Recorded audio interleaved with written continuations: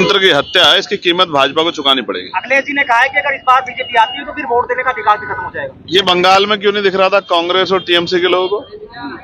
अब चुनाव आ गया ना उत्तर प्रदेश में, तो इनको लगता है कि भाई अब नहीं होगी। लेकिन जब मध्य प्रदेश में लड़ रहे थे एक दूसरे के सामने, जब दिल्ली में एक दूसरे के सामने लड़ रहे थे, जब हरियाणा में लड़ रहे थे, ये अलायंस एक धोखा है।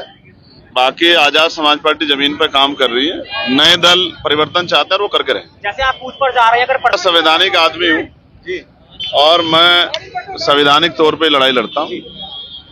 मैं एक देश की जो सर्वोच्च मंदिर है संसद, उसका मेंबर हूँ। मैं अपने अधिकारों के प्रति जागरूक हूँ, मगर अपने लोगों की लड़ाई लड़ना नहीं बंद कर सकता। चुनाव को लेकर क्या तैयारी है उत्तराखंड में? इसका जवाब हम जमीन पे देंगे। छबरेड़ा सीट पर?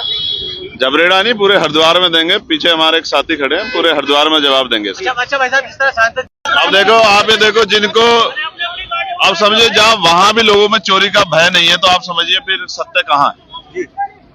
अगर वहां भी डकैतियां पड़ रही हैं, तो फिर इससे ज्यादा और कहाँ सुरक्षित है? जहाँ भगवान के दर पे लूट हो रही है, डकैतियां पड़ रही है, तो आप समझिए कौन सी जगह सुरक्षित है? आप बताओ। करोड़ों श्रद्धालुओं का भरोसा वापस आ पाएगा? करोड़ों श्रद्धालुओं का जो इसका जवाब तो सरकार को देना है, जिनकी निगरानी में लूट हो रही है। अच्छा, जिस तरह इस्तीफा दिए तो वो तो नहीं है ना। इस्तीफा हुआ है, अनिल मिश्रा जी का इस्तीफा दिया उन्होंने, इस पर क्या कहना? अब चोर इस्तीफा दें, कुछ है चोरी का आरोप है, उस पर सजा तो मिलेगी। तो अभी तो एफआईआर में नाम ही नहीं है। लगता नहीं आपको कि बड़ों को बचाया? मैं फिर आपसे कह रहा हूँ, ये सिर्फ और सिर्फ जो है चंद लोगों ने अपने रोजगार का साधन बनाया, बाकी और कुछ नहीं। अच्छा, जिस तरह भाई साहब, तो आप भी जानते हो उत्तराखंड में केतन हत्या कांड जो है वो कितना नरसंस है, कितना पीड़ादायक है।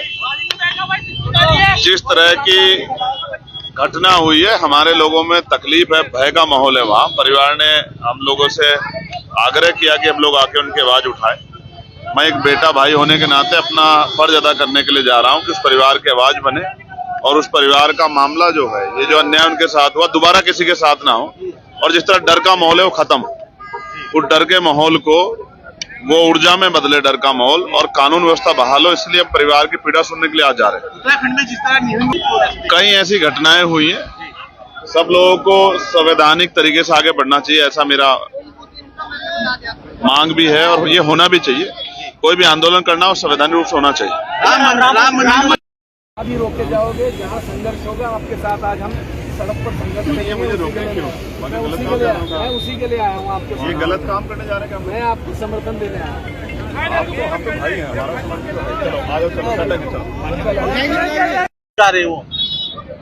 मन बदल जाता है, कभी धन देख के बदल जाता है, कभी डर देख के बदल जाता है। ना तो हमारा मन बदलता, ना धन से ना डर से।